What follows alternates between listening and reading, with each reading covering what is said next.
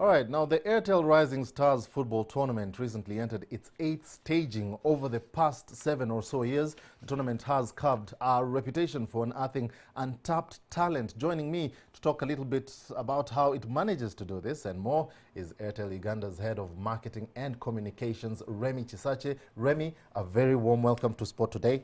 Thank you, Joel. Now, this tournament has country-wide regional games before the finals. Has this been the case this year as well? Yeah, it's been the case. I mean, where we start from, we launched on the 10th of July, and we played inter-district level in about over 60 districts, and now moved on to the regionals. Where we are now, we've already played the Kampala regionals. Last weekend, we did the Buganda regionals in Luwero. This weekend, we'll be doing Soroti. What is the current update of the games? Where do we stand? Are the games being played properly and are teams actually winning? Is it competitive? It is competitive. As you remember, it's an initiative that looks at the 13-year-olds up to the 17, both boys and girls. The turn-up for the boys has been much more than the girls' turn-up, and I'm here to, urge upon everybody to come and be, call the girls to be part of this tournament in the coming years. We've seen a bigger turn-up for the boys, but yes, it is competitive. We've seen some consistent winners over the regionals, like the Rays of the Bright Rays and a number of them. But our biggest initiative that would like to see is women football grow. Yeah. And from this tournament, you will recall that we have seen a number of icons today that we boast of as a country being unearthed from this initiative at grassroots level through to the national team levels. And if you ask me, the dream that we yearn to see as a brand is how do we now see this get replicated to the girls' side? You've talked about unearthing grassroots, level talent.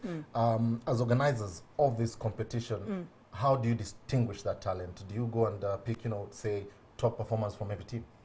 At the end of the day, yes, the best teams will form the best finals team. But more importantly is when we see different stakeholders, FUFA, different teams at the Premier League level, the national team being selected, and some of those players from the grassroots, which is the Airtel Rising Stars, can be selected to be part of the main team, then we actually get to know that this is definitely forming. Also from the FUFA Awards, you have seen a number of players, both the girls and the boys. We've seen Hasfan Asuna, we've seen Fazila Ikwapat, we've seen Mohammad Shaban, we've seen Farouk Mia. All these are stars that we have nurtured and grown right from Airtel Rising Stars and have come now to be a part of the main team. I mean, I won't forget to always boast a bit and say that the icons that made us qualify after a very long time were part of the Airtel Rising Stars after a number of years. So yeah, I mean, if you ask me talent is equals to Airtel Rising Stars. How are the players and winners being rewarded in this competition? First and foremost, reward is kind of relative, but we've done the reward in a number of ways.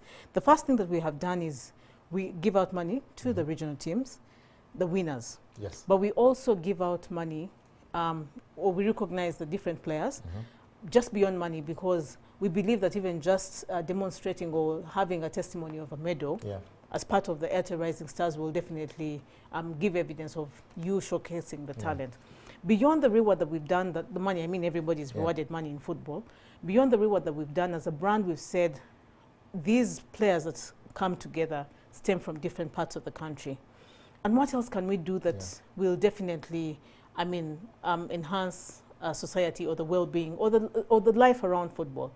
As a brand, we've gone out to do a bit of CSR. What we've done is we've ensured that the schools that are underprivileged within those regions that we have played, we kind of give them football, the footballs themselves. We give them goalposts, just so, there's life of football even after the tournament. So we've done that for the different regions, and we're still doing that till the end of the tournament. For every region that we go to, we do that.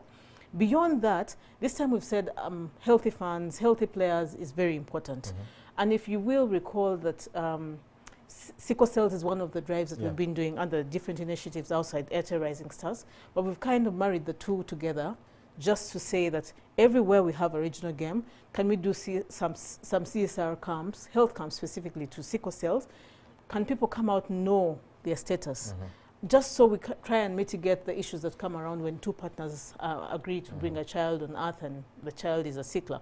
So we're doing that, and we urge everybody, I mean, announcements are going out.